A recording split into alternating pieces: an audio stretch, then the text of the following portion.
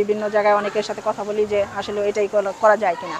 ওরা সবাই বললো হ্যাঁ এটা করলেই ভালো হবে। যদি ভাঙিয়া ফেললে আগুন ভাঙতে গেলে অনেকে যায় লুটপাট করে আগুন লাগায়, অযথা নষ্ট হচ্ছে। ওর থেকে যদি এটা সমাজের কোনো কল্যাণে কাজে লাগে এই আওয়ামী লীগের অফিস বা বাসাগুলো, তাহলে হচ্ছে ভালো হবে। এর জন্য ওই দিন শুধু অফিসটা ভেঙে চলে গেছিলাম, আর ভাঙি নাই, গেছি না তাহলে ভাঙবো না, শুধু অফিসটা একটু ভেঙে রেখে যাই। তারপরে এটা হচ্ছে কোনো বৃদ্ধাশ্রম বা পাগলের আশ্রম, এতিমখানা কোনো কিছু করব। এর জন্য জহেরের বাসাটা হচ্ছে পাগলের আশ্রমের জন্য সিলেক্ট করা হয়েছিল। এর জন্য আজকে হচ্ছে এই পাগল যা ছিল আশ্রমের সব পাগল এখানে নিয়ে আসা হয়েছে। যদি দখল বলেন তাহলে ওইটাই আগেই বলা ছিল যে এটা আমরা আশ্রম করব।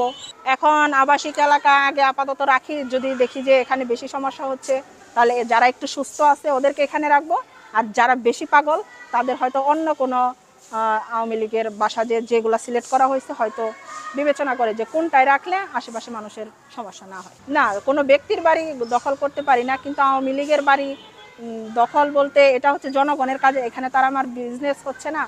মানে আমি যদি ব্যক্তিগত কোনো বিজনেস, কোনো কোম্পানি, কোনো ট্রেনিং সেন্টার করতাম তাহলে একটা কথা ছিল। এটা হচ্ছে সমাজের যত অসহায় গরিব মানুষ, যাদের পাগল টাগল এদের তো দেখার কেউ নাই। এই সমাজের গরিব মানুষ, এই পাগলটা রাস্তায় না থেকে আওয়ামী লীগের বাড়ি এখন পড়ে আছে পতিত। এই যারা সারা জীবন মানুষের উপর জোর দখল করে অত্যাচার করে এই অবৈধ এই প্রাসাদগুলো করছে, সম্পদগুলো করছে, এই অবৈধ সম্পদের ভাগিদার এই অসহায় মানুষগুলাই। এর জন্য অসহায় মানুষগুলাকে এখানে রাখা হচ্ছে।